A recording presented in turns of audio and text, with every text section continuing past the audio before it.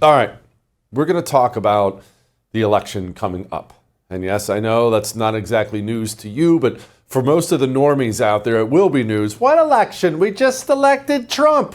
No, there are really important off-year elections, midterm elections. There are elections all the time. And I know I'm preaching to the choir because I'm talking to you. But for the normies who may be watching, when's the last time you went on your Secretary of State's website? Yes, you have a Secretary of State in your state.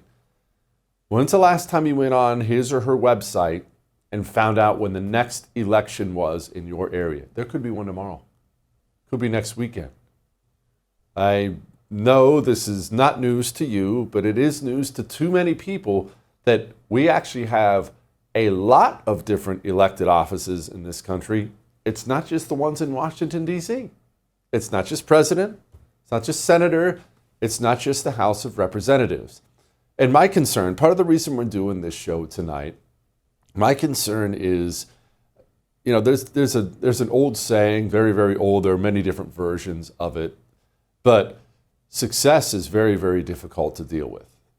Very difficult to handle success. This is true in so many different walks of life, in your personal life. When you, let's say you get rich, maybe you get successful, nice and rich, it's hard to improve, get motivated, work out more, learn a new language. Why? I've made it. Sports teams do this. You come off a Super Bowl win, you have a down year the next year. You don't work out as hard. You feel good, you're comfortable. We had a huge November. We took back the White House, we have the House, we have the Senate. And more than that, the culture right now is going our way. These are good things. I'm not complaining at all. These are good things. But it is human nature. Does it make you or me lazy? It's human nature to look around and go, whew, thank goodness. I'm going to take some time off. I got to relax. You know who's not taking any time off? The communists. They're not going to wait for 2028 to try to claw back power. The communists have always understood. Democrats have always understood there are many layers of power in the United States of America. There's business power, there's all kinds of local political power, state political power. There are all kinds of little choke points of power you can go grab much sooner than 4 years before there's another presidential election. The communists understand this. And look, the school boards are the soft underbelly of power in this country. It's a soft underbelly for both sides. The communists have known about the school boards forever. That's why your red town has a bunch of DEI lessons in the school curriculum, because the Republican parents stay home. They don't even know about the school board elections. All the communists go get on the school board and make sure your son turns gay. That's what happens in this country. It's a soft underbelly we can exploit.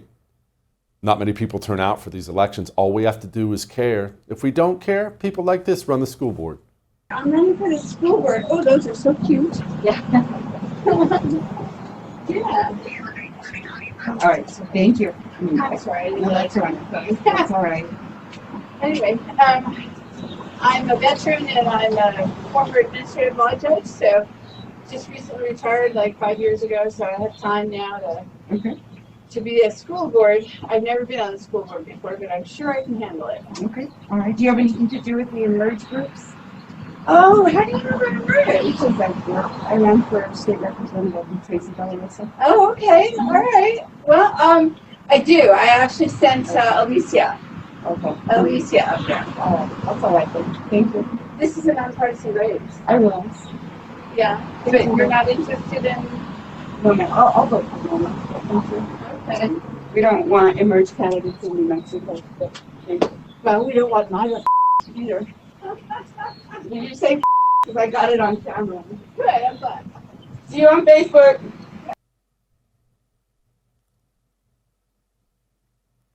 In charge of your child's education. They're focusing on school boards. What will they do when they take the school board away from your child? What will they do when they take over and they get to run the education for your child? While we're celebrating Trump in the White House, here's what they do. Poudre School District is committed to providing a safe and welcoming learning environment where all students employees, families, and community members are recognized, supported, included, and celebrated. I just got an email, excuse me.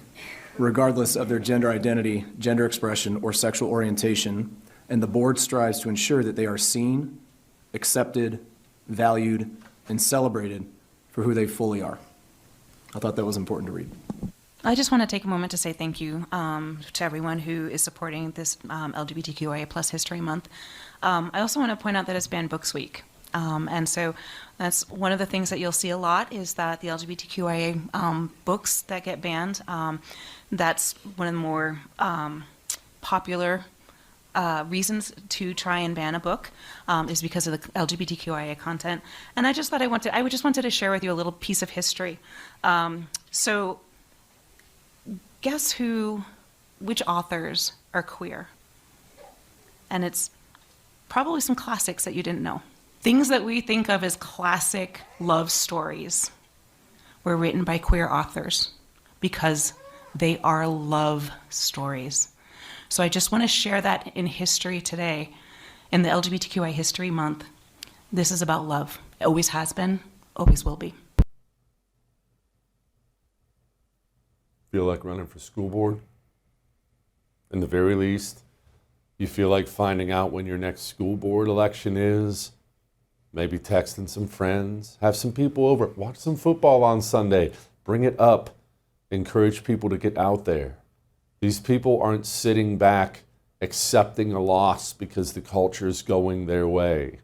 They are as after your children today as they have ever been. Remember when Terry McAuliffe ran for governor in Virginia? Got a little too honest? I'm not going to let parents come into schools and actually take books out and make their own decision. You vetoed it. So, yeah, I You stopped the bill that I don't think parents should be telling schools what they should teach.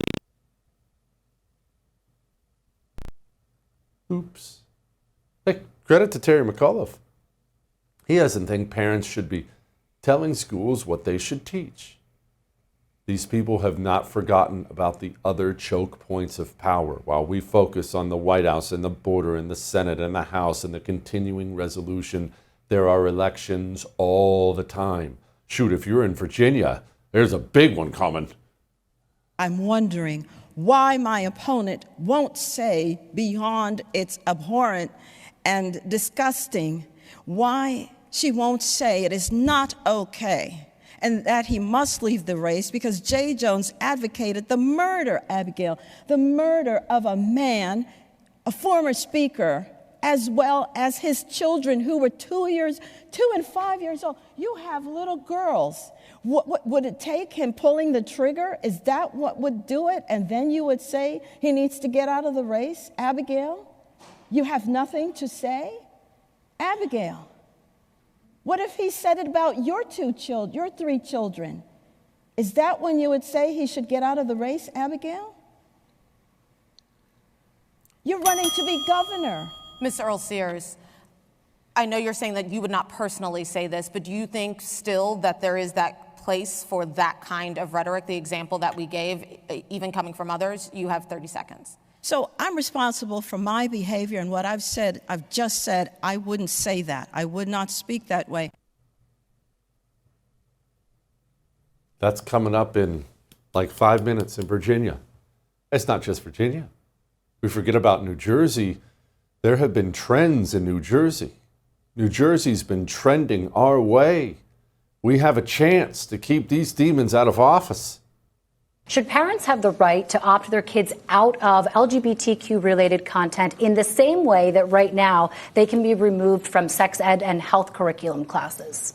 Look, I believe that parents have the right to oversee their children's education. I would push in LGBTQ education into our schools. Parents have a right to opt out of a lot of things, but this is not an area where they should be opting out, because this is an area of understanding the background of people throughout our nation. And right now we see, for example, at the Naval Academy, an erasure of...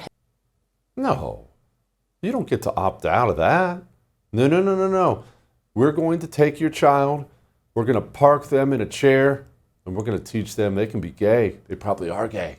They're probably trannies. Feel like being a tranny? Tell us. We won't tell your parents. These people are sick, demonic freaks, and they're not waiting for 4 years to take back power. They're running for power right now. Get involved. All right? All right, we have a huge show for you tonight. In fact, we're going to expand a little bit more on that Virginia race. We kind of dismiss Virginia sometimes too. Think of it as purple. We kind of got lucky last time. Because of some missteps, Virginia's in play. I would thank you for coming to my YouTube channel, but I know how brilliant it is, and I know you love it here. So subscribe and watch. We're going to start really ramping things up and putting some funny stuff, some interesting stuff out there, some collaborations. Either way, my YouTube channel is officially the place to be. So stick around.